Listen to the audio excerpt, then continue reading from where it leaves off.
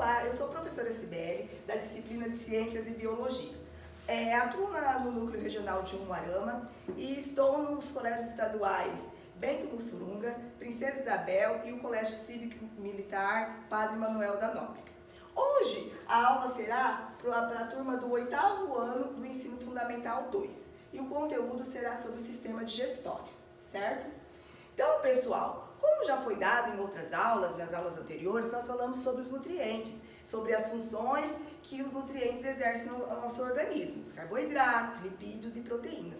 E hoje nós vamos ver nessa aula como que o nosso organismo, nosso sistema digestório absorve esses nutrientes. Qual que é o objetivo, então, da nossa aula de hoje? Observar, identificar e localizar o quê? Os órgãos do sistema digestório no corpo humano, assim como suas funções.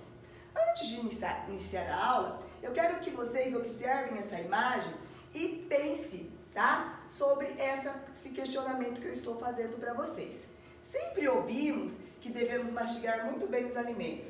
Você tem ideia do porquê? Então, desde sempre, nossos pais, nossos avós falam: olha, mastigue bem os alimentos antes de engolir. Olha, você está comendo muito rápido.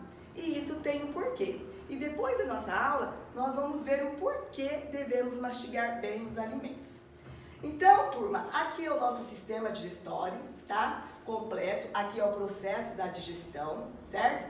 Então, a digestão, ela envolve vários processos importantes. Tanto os processos químicos quanto os físicos, mecânicos.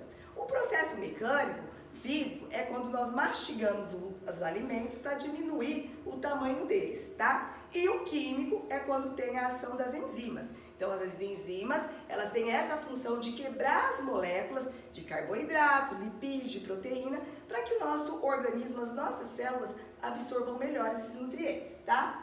E com todos esses processos, ele vai fazer o quê? Vai permitir ao organismo transformar os alimentos para que eles possam ser aproveitados pelas nossas células, como eu já falei anteriormente.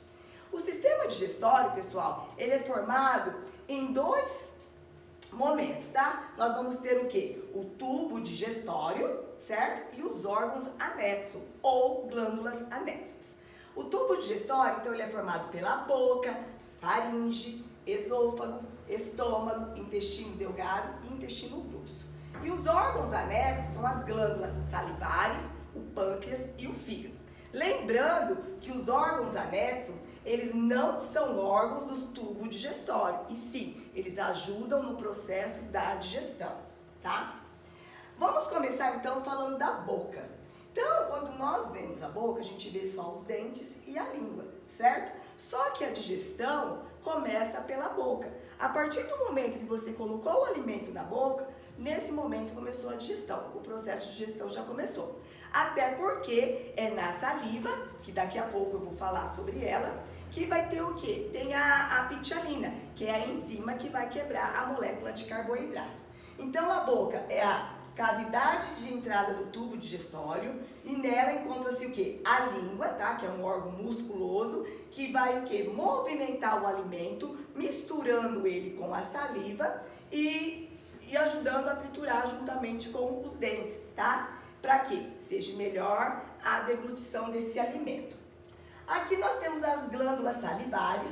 Se vocês observarem, aqui é uma glândula sublingual, onde está secretando a saliva, mas nós temos inúmeras glândulas salivares aqui na nossa face, ok? O que essas glândulas produzem? Produzem a saliva, com substâncias que iniciam a digestão do alimento e umedecem. Essa facilitando a digestão do alimento é porque é na saliva que tem a pitialina, que é a enzima que quebra a molécula de carboidrato, tá? E vai o quê? Amolecer esse alimento, facilitando a deglutição. Aí nós temos a faringe, que fica logo aqui abaixo, da boca. A faringe, pessoal, é um órgão que faz parte tanto do sistema digestório quanto do sistema respiratório. Então, a faringe é um órgão que ela vai estar nesses dois sistemas, tá? E ela vai ligar o quê? A boca ao esôfago, no sistema digestório. Já no sistema respiratório, vai ligar as cavidades nasais à traqueia, tá? Possui uma cartilagem que é chamada de epiglote. Essa cartilagem, ela funciona como uma válvula, que quando nós comemos o alimento, mastigamos, ela fecha a entrada, o canal da traqueia, para que não ocorra um engasgo, certo? Porque quando o alimento ele entra na traqueia, a pessoa vai ter o quê? Ela vai engasgar, vai ter um sufocamento, então ela tosse para eliminar esse alimento que entrou no canal errado. Então, a epiglote, ela tem essa função. Quando eu estou comendo, ela fecha a traqueia e quando eu estou respirando, ela fecha o esôfago, certo? Aí nós vamos agora para o esôfago. O esôfago é esse tubo musculoso que liga o quê? Comunica a faringe ao estômago. O esôfago, ele realiza movimentos peristálticos. Professor, o que é um movimento peristáltico? O movimento peristáltico é um movimento involuntário, que tem a função do quê? De empurrar o alimento para o estômago, certo? Então, quem faz esse movimento involuntário, que é o movimento peristáltico, é o esôfago. Então, mesmo que não devemos fazer isso, mas mesmo que a gente coma de cabeça para baixo, graças a esse movimento peristáltico do esôfago, o alimento ele vai para o nosso estômago, tá? Ele não vai para outro lugar, ok? O estômago. Aqui o estômago, né, é uma bolsa, como nós falamos, revestido internamente por células epiteliais, tá? Com grande quantidade do quê? De glândulas produtoras do suco gástrico, que vai ajudar na digestão. Então, as maiores quantidades de suco gástrico vai estar no nosso estômago. E também é no estômago que tem a enzima pepsina, que vai quebrar a molécula de proteína, para ser melhor absorvida pelo nosso organismo. O pâncreas. Então, o pâncreas, ele é uma glândula mista, porque ele tem a função endócrina e a função exócrina ao mesmo tempo. Função endócrina, quando ele secreta aqui os hormônios, insulina e glucagon, para regular a taxa de glicose no sangue, ok? E a função exócrina, que é o que nos interessa aqui nessa aula, é que ele produz o suco pancreático, que vai ajudar no processo da digestão. O fígado é outra glândula anexa, né, do nosso sistema digestório, e o fígado tem inúmeras funções, mas aqui ele vai produzir o quê? A bile no sistema digestório, que fica armazenado na vesícula biliar, tá? Essa bile, ela vai estar na função de emulsificar os lipídios, a gordura. Ela funciona como se fosse um detergente, que vai quebrar as moléculas de gordura em moléculas menores. Porém, a bile não tem enzimas, tá? Ela não produz enzimas. Esse órgão, então, ele possui outras funções, mas aqui no nosso sistema digestório, a principal função é a produção da bile, ok? A vesícula biliar, como eu já falei, ela armazena a bile, certo?